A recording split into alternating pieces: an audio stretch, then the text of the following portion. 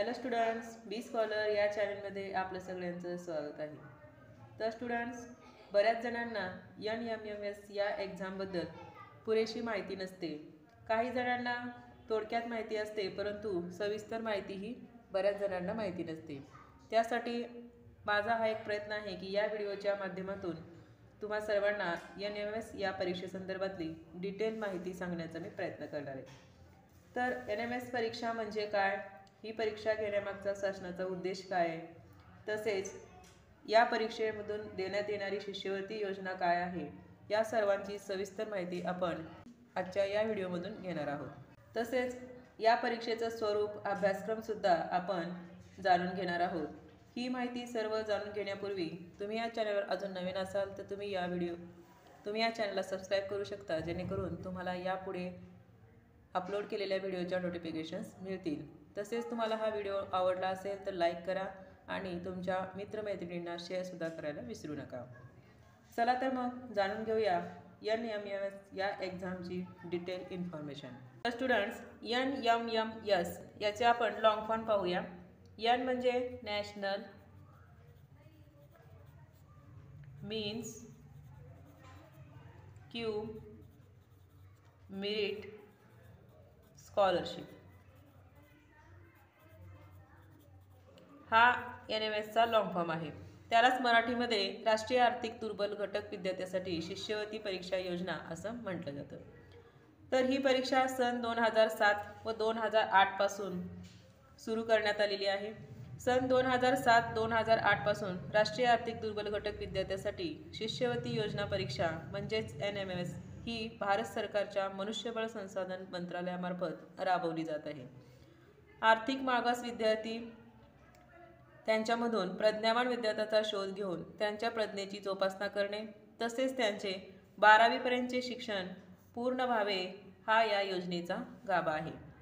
प्रज्ञावान विद्यार्थ्यांना दरमहा शिष्यवृत्तीच्या स्वरूपात मदत करण्यात येते. सदर शिष्यवृत्ती ही 12वीपर्यंत मिळते. सन 2017-18 पासून शिष्यवृत्तीचा दर दरमहा 1000 रुपये म्हणजेच वार्षिक 12,000 आहे. इयत्ता 8वीतील आर्थिक दुर्बल घटकातील ज्या विद्यार्थ्यांच्या पालकाचे वार्षिक उत्पन्न हे 1.5 लाखापेक्षा कमी आहे, म्हणजे 1,50,000 पेक्षा कमी आहे, व जे विद्यार्थी अनुदानित शाळेत शिकत असतात त्या विद्यार्थ्यांना परीक्षेतील गुणवत्तेच्या आधारे सदर शिष्यवृत्तीचे वाटप होते.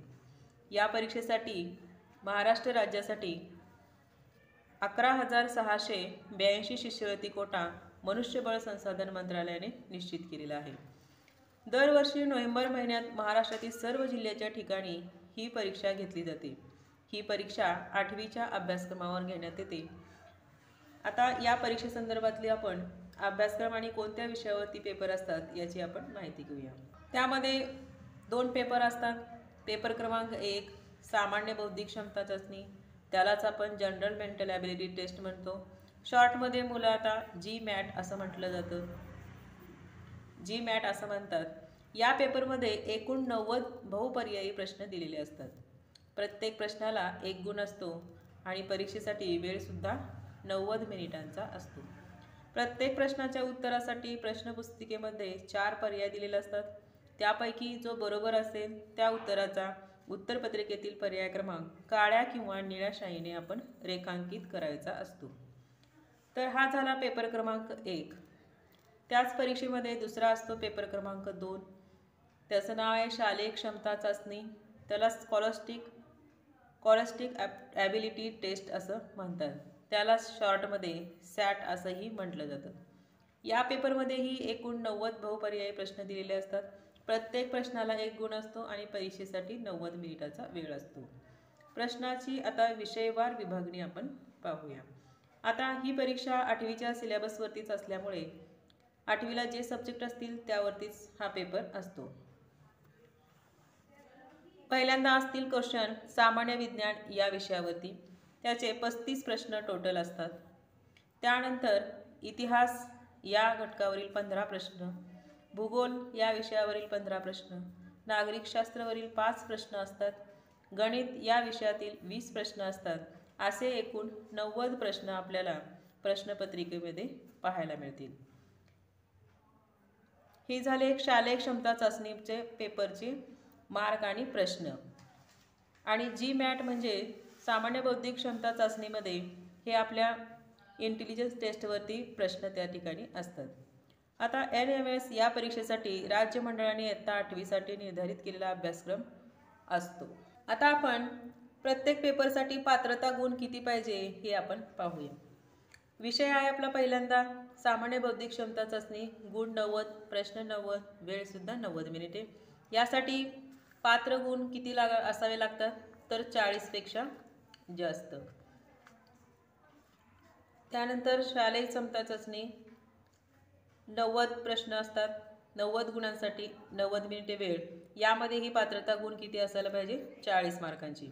पण इथं स्टार दिलेला आहे. स्टारचा अर्थ काय होतो की अनुसूचित जाती आणि अनुसूचित जमातीसाठी 32 गुण हे पात्रतेसाठी लागणार आहेत. आता यामध्ये आपण विषय सब्जेक्ट कोणकोणते असतात आपण पाहूया. सामान्य बौद्धिक क्षमता चाचणीमध्ये कार्यकारण, संकलन, विश्लेषण, समान संबंध इत्यादीवर 90 बहुपर्यायी वस्तुनिष्ठ प्रश्न आपल्याला परीक्षेमध्ये असणार आहेत. आणि शालेय क्षमता चाचणीमध्ये आपण आत्ताच पाहिलेलं आहोत की विज्ञान या विषयावरती 35, सामाजिक शास्त्रावरती 35, गणित 20 असे एकूण 90 प्रश्न आपल्याला तिथे सोडवायला असतात. वरील सर्व विषयावर विशेष काठिण्य प्रश्नसंख्या 10 असते आणि त्याचे गुणसुद्धा 10 असतात. आता शिष्यवृत्ती नेमकी कोणत्या स्वरूपात येते पहा. इयत्ता 9वी आणि 10वी 2 वर्ष दरमहा 1000 म्हणजे वार्षिक किती झाली 12,000 रुपये. तर एकूण 2 वर्षाचे किती होतात 24,000. त्यानंतर 12वीपर्यंत ही शिष्यवृत्ती दिली जाते म्हणून 11वी आणि 12वी पुढील 2 वर्षासाठी सुद्धा दरमहा 1000 वार्षिक 12,000 याप्रमाणे 2 वर्षाचे 24,000 म्हणजे एकूण एका विद्यार्थ्यासाठी शिष्यवृत्ती किती दिली जाते 48,000 शिष्यवृत्ती दिली जाते, जेणेकरून त्या पैशातून त्यांचं 12वीपर्यंत शिक्षण हे फ्री होऊ शकतं. तर अशा पद्धतीने आपण NMS या एक्झामची महत्त्वाची माहिती जाणून घेतलेली आहे. तुम्हाला ही माहिती कशी वाटली हे मला कमेंट करून नक्की कळवा आणि जास्तीत जास्त मुलांपर्यंत तुम्ही ही माहिती शेअर करा, जेणेकरून गरजू विद्यार्थ्यांना या शिष्यवृत्तीचा फायदा घेता येईल. चला तर मग पुन्हा भेटूया नवीन माहिती आणि नवीन प्रश्नपत्रिका घेऊन नव्या व्हिडिओमध्ये. तोपर्यंत धन्यवाद.